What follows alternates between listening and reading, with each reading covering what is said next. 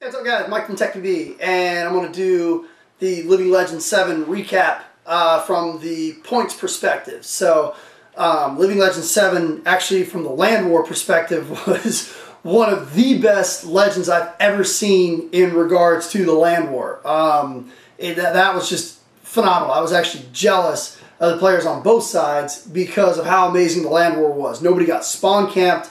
It was just brutal pushing, shifting, moving. It was amazing. Land War at Living Legends 7 was by far the best Land War I've ever seen at a Legends game. Usually if you play them, usually you'll see one side tends to collapse, you know, and the other side ends up just spawn camping them, and that didn't happen at this event. But I want to run through a timeline really quick, because I know some people are like, oh, Mike's butthurt about the score, yeah, well, you know, whatever. I want to go through a timeline really quick and explain to the guys on the New Empire and also some of the guys on the Horde what exactly happened from my chair, okay? And there's a lot of information that's been kind of omitted out there, and I want to release that information so that people can see why we did what we did when we were generaling the game. Now, this is mostly just from the points perspective. This doesn't take away anything from the Land War, which is probably what about 95% of the players go and play. First thing you got to understand is that I didn't volunteer to be a general for Legends, okay? I was asked by Sean Scott. I was at World Cup drinking beers with Jen, having a great time, trying to do some shopping, and Sean Scott sent me a text message, hey, I need to ask you something. We need to have a talk. And I was like, okay. So I figured it was about, you know, Legends coming up, stuff like that. And, you know, he takes me, you know, behind the Empire booth, and he asked me. I didn't volunteer, okay? I love playing. I don't, you know, journaling, I do it as a favor, but I like playing. And he asked me, he goes, would you like General Living Legends 7? Well, I love the guys at CPX. I love Sean Scott, and there are very few people in paintball that I'd say I'd never say no to. They're one of those people. So I said, yeah, sign me up. You guys need me to general? Let's do it right away. So they signed me up for it. That's when we did the interview at World Cup, stuff like that.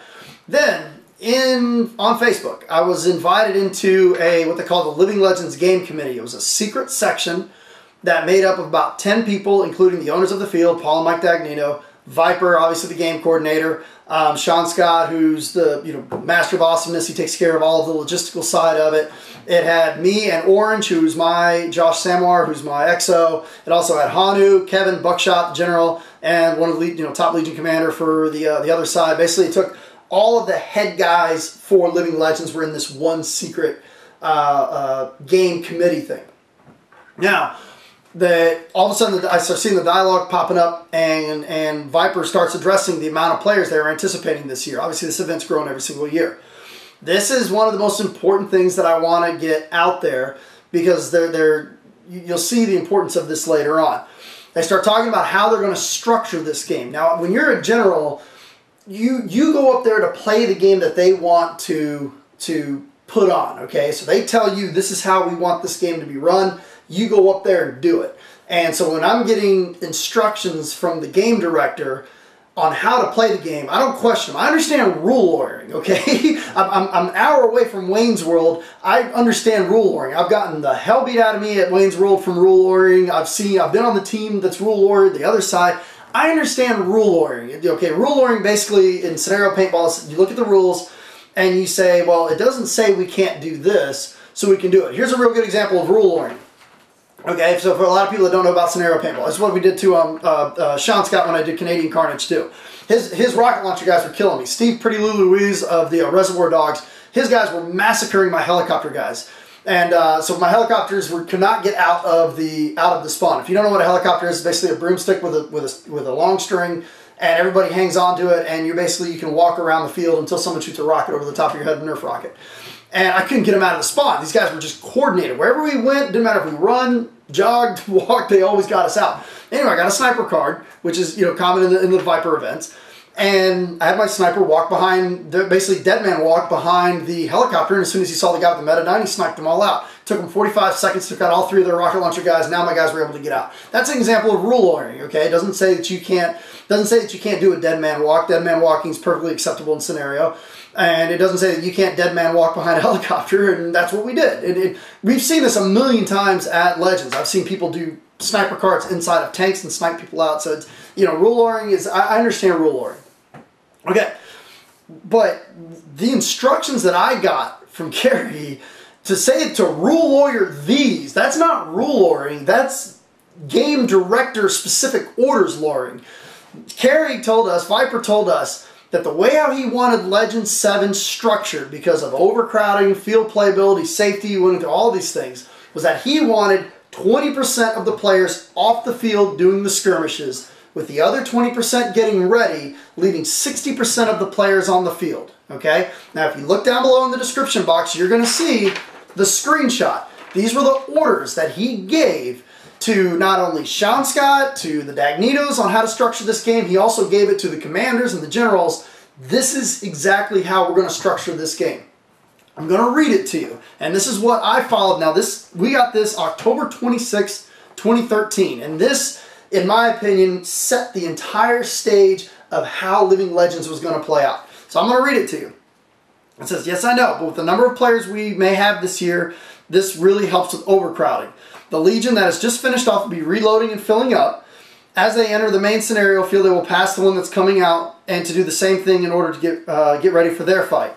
Add in the ones currently fighting, and that totals hundreds that aren't on the main field when you figure that each Legion makes up 20% of the players. We should quite literally have 40% of the players off the regular scenario field most of the time. That is a good thing.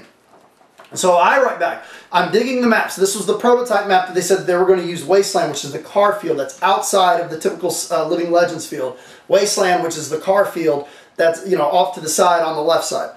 So I wrote, I'm digging the maps. Are we basically looking to separate the rumbles from the playing field? Viper writes back, yes, with so many players, I figured it would ease congestion on the field. We will have 2 groups rumbling, and in the meantime, we will have the previous 2 reloading and heading onto the field, and the next 2 heading off. As stated above, this should result in 40% of the players being off the main scenario field at any time. I'll read that one more time, because everyone's like, well, they're not mandatory. The skirmishes weren't mandatory. They made a tactical decision to blow them off, and it was for the betterment of the game. No, let me read that one more time. As stated above, this should result in 40% of the players being off the main scenario field at any time. These were the instructions that were given to Buckshot. These are the instructions that were given to Hanu. Those are the instructions that were given to me. That's the instructions that were given to Orange. That's the instructions that everybody was given on October 26th of 2013. 40% of your team had to be off the main playing field at any time. That meant that you've got 5 legions, 1,000 players. If you got 1,000 players per team, let's just round this up and make this whole numbers. 1,000 versus 1,000.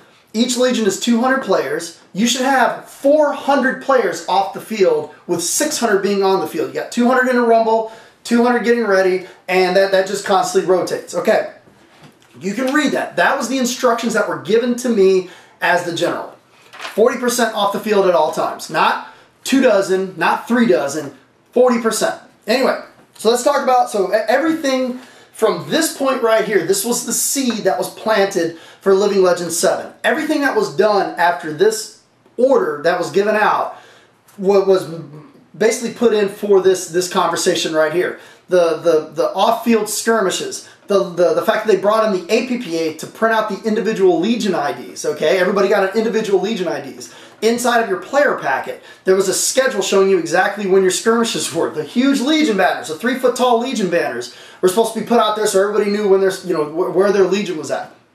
The playing schedule, the Legion schedule, that was hung up near Viper's tent, so you knew when your skirmish was. Okay, everything about the Legion tape on the back of the mask was supposed to make it easier, so the generals, if they're out there, the command staff is out there on the field, they could recognize their color and pull those players off and tell them they need to go and get to the skirmish. Everything about this game was from this directive from Viper that said you wanted 40% of the players off the field. So when they tell me this is how you're supposed to play the game, that's what we followed, okay? So let's talk about what happened on game day. First game starts, okay, now let's assume 1,000 on 1,000, you got 5 legions broken up into 200 players each. Noon starts off. We've got 200 players over there, okay? Pegasus Legion. All 200 of the Pegasus players were over there. Now, here's something else that we did.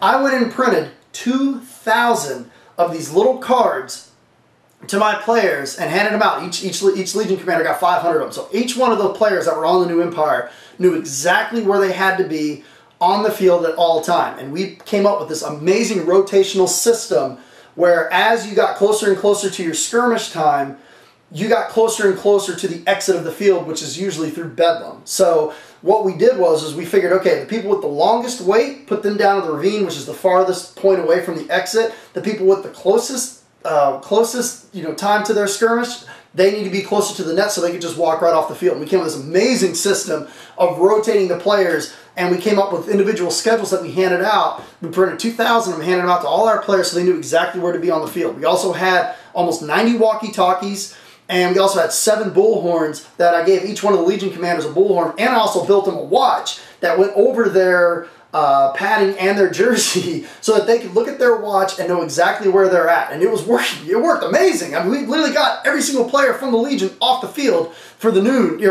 1 o'clock, and 2 o'clock. Noon starts out. Right now, it starts off 1,000 on 1,000. We got 200 players over there, 50 from the other team. Okay, so right now on the field, it's 800 of our players on the field versus 950 of theirs. We're already at a player deficit. We blow through the first skirmish. Okay, now we were kind of thinking, well, maybe it's because we're on the other side. They'll start coming down. They never showed up.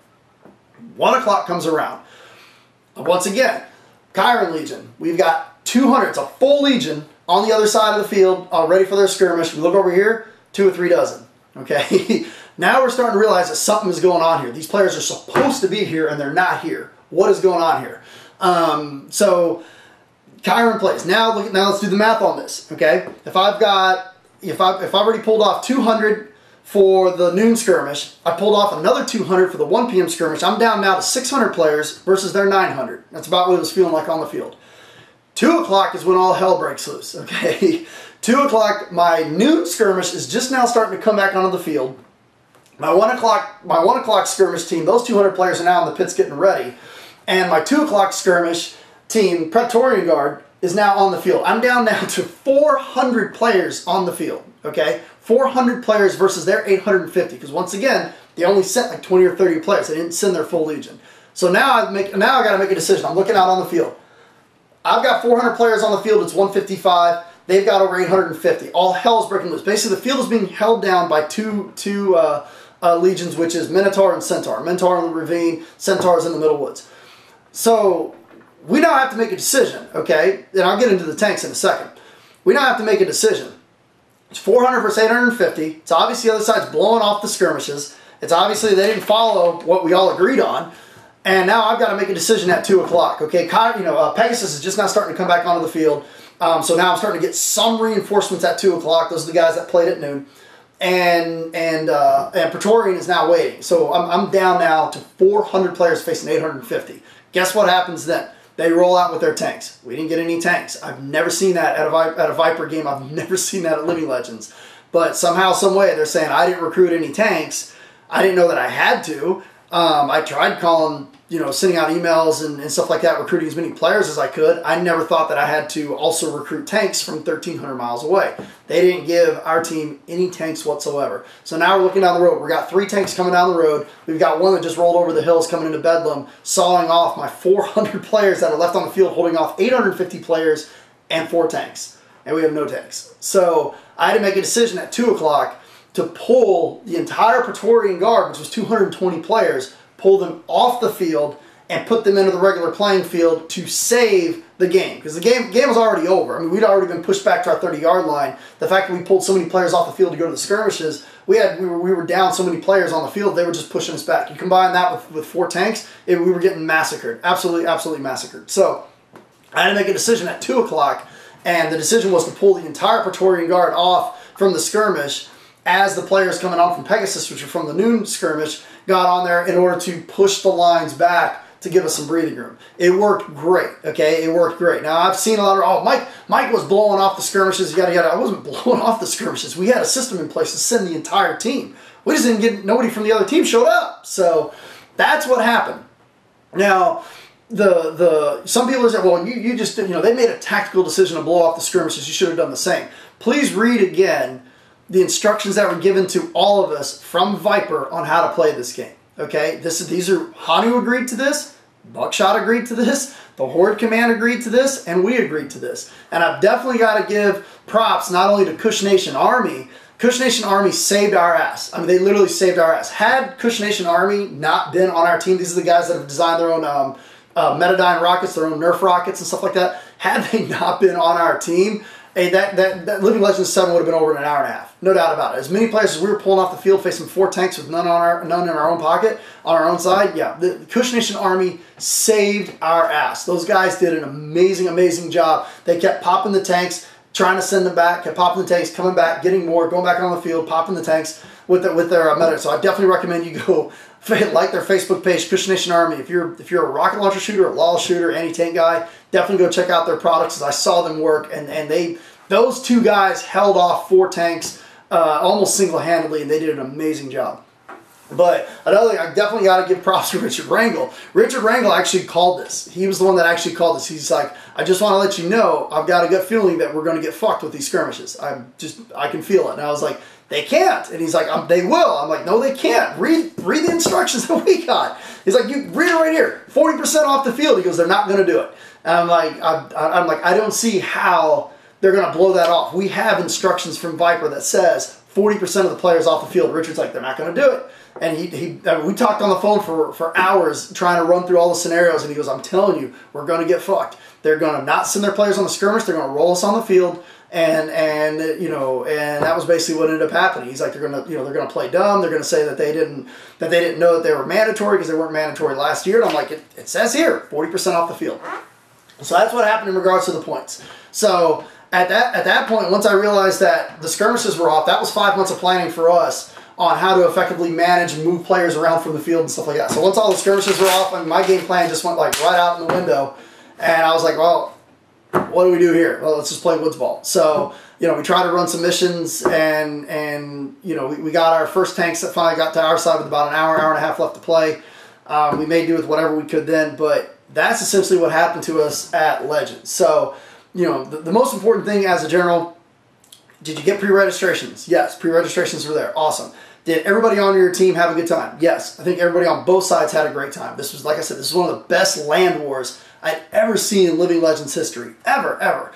I always try to take the philosophy, if you don't win, you should learn. So you never want to say that you lose. I mean, yeah, I lost, whatever. But, do you learn? Yeah, I definitely learn. Definitely learn. I definitely know that I'm going to be asking now before I go and play at a scenario game, how many tanks are at the field, are coming, how many tanks are on our side, how many tanks are on the other side. That's a lifelong lesson. So I've never been to a scenario game where the other side got all the tanks and we didn't get any. I don't know. I guess it happens.